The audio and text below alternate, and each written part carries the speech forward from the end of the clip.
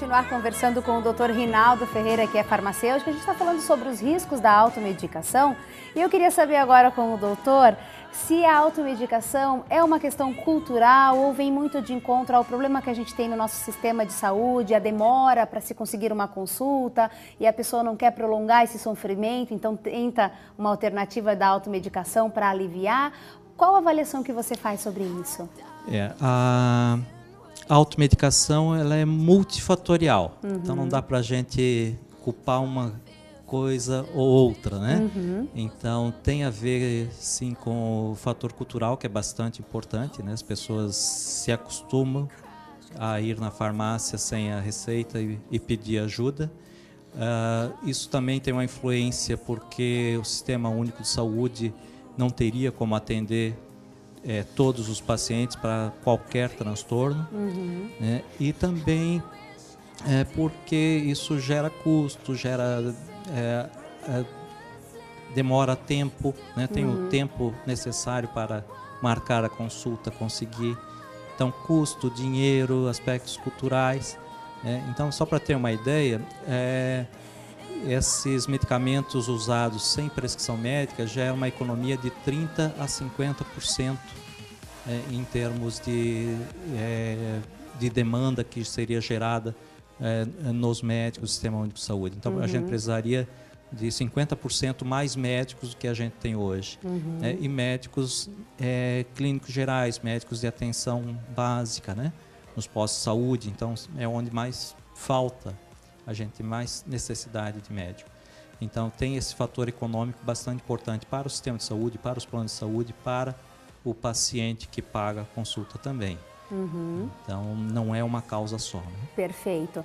E o que vale realmente, né, doutor, é conscientizar as pessoas de que a automedicação não é proibida, porém tem que ser feita com muita consciência, procurar a orientação, se não consegue no médico, então procurar a orientação do farmacêutico, que por lei tem que ter sempre um farmacêutico, né, na farmácia disponível para fazer esse atendimento.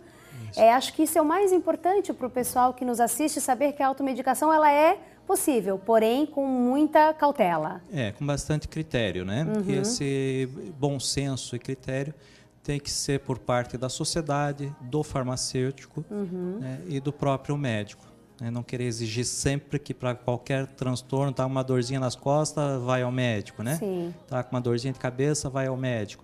Então tem que dor de cabeça, tem alguns tipos de dor de cabeça, alguns pacientes que estão com dor de cabeça e realmente precisam de médico, e outros não. Então a gente tem que saber diferenciar essas dores de cabeça, né?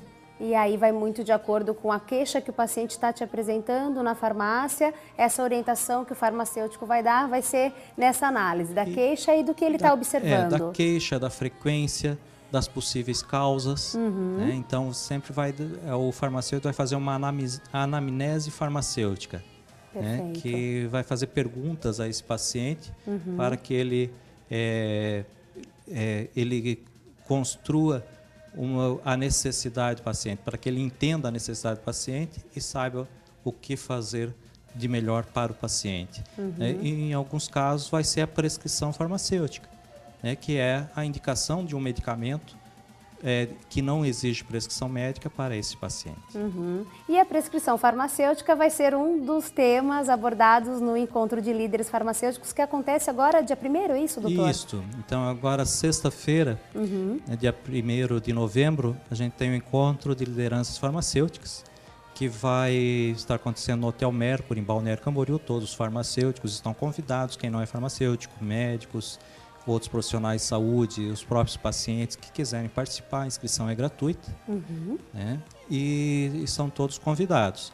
E a gente vai estar debatendo, estão vindo líderes nacionais, né? Presidente do Conselho Federal de Farmácia, presidente de conselhos regionais de farmácia de 4 estados do Brasil, então a diretora da Vigilância Sanitária de Santa Catarina, Sindicato Farmacêutico, Federação Nacional de Farmacêuticos. Então, estão vindo realmente autoridades, né, pessoas que conhecem o assunto e vão debater francamente, uns a favor, outros contra, né? Claro. Mas todos debatendo a prescrição farmacêutica, que teve uma resolução recentemente, aproximadamente um mês atrás, dia 26 de setembro, foi publicada uma resolução do Conselho Federal de Farmácia sobre prescrição farmacêutica.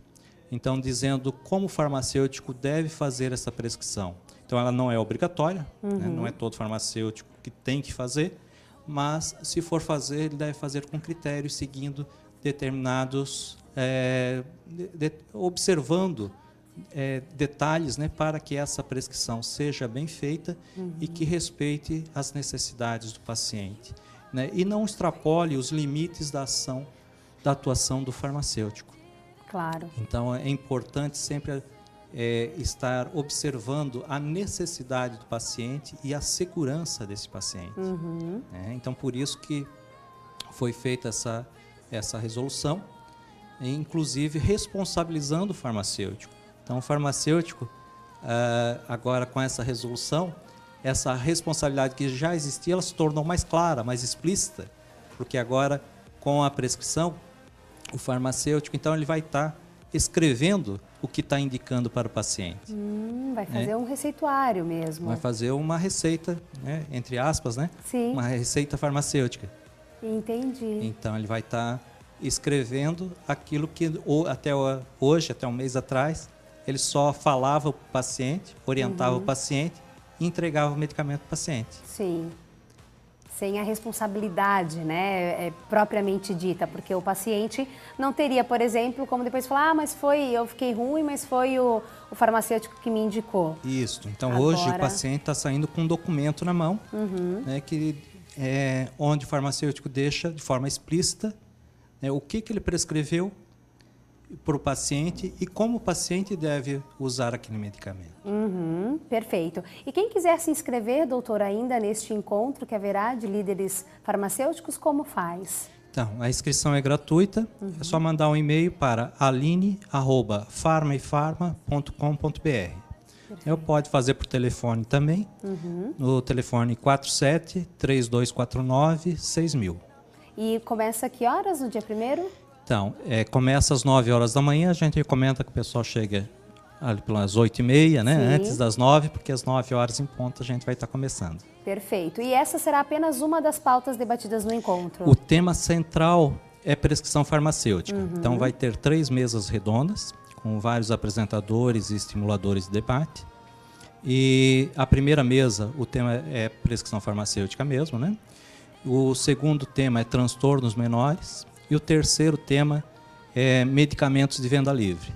Então, as 3 mesas redondas têm a ver com a questão da prescrição farmacêutica. Exato. Onde a gente vai discutir as várias formas de ver o paciente e de ver a prescrição. Então, a gente vai estar discutindo pontos diferentes, mas que todos têm a ver com esse momento que a gente está vivendo no Brasil, de um grande debate, né, farmacêuticos, médicos e a população discutindo o porquê fazer, o como fazer, né? Tá certo. E sempre pensando na saúde do paciente. Com certeza. E o objetivo, doutor, é que isso seja uma obrigação no futuro do farmacêutico ou não, ele ainda vai poder optar se ele quer ou não fazer essa orientação? Com esta resolução, ele tem a opção, ele pode fazer. Então, faz o farmacêutico se sentir seguro, né, e que realmente quer assumir a responsabilidade pelo paciente. Exato.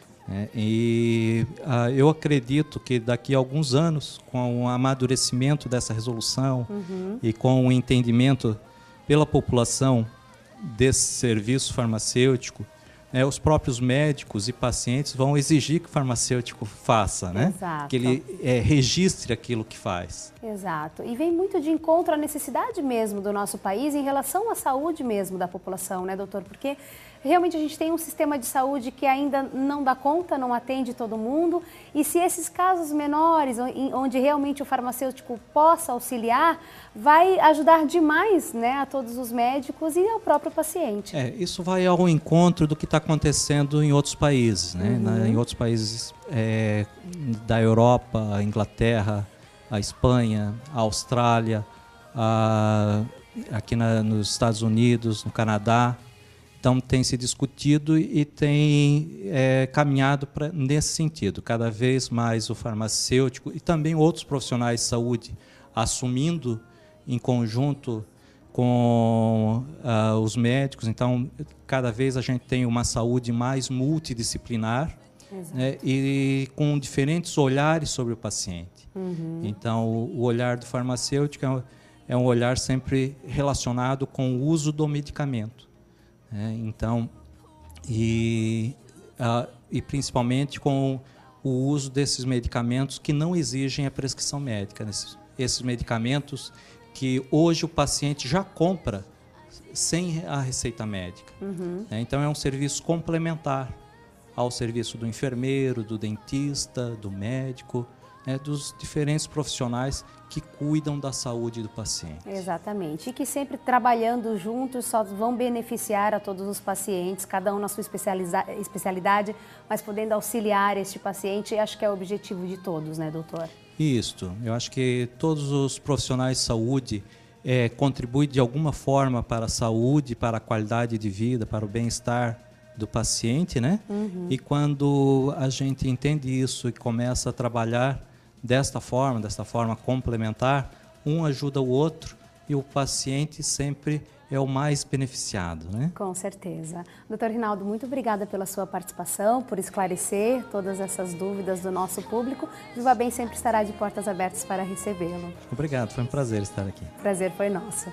A gente faz um breve intervalo e daqui a pouquinho estamos de volta. Até já.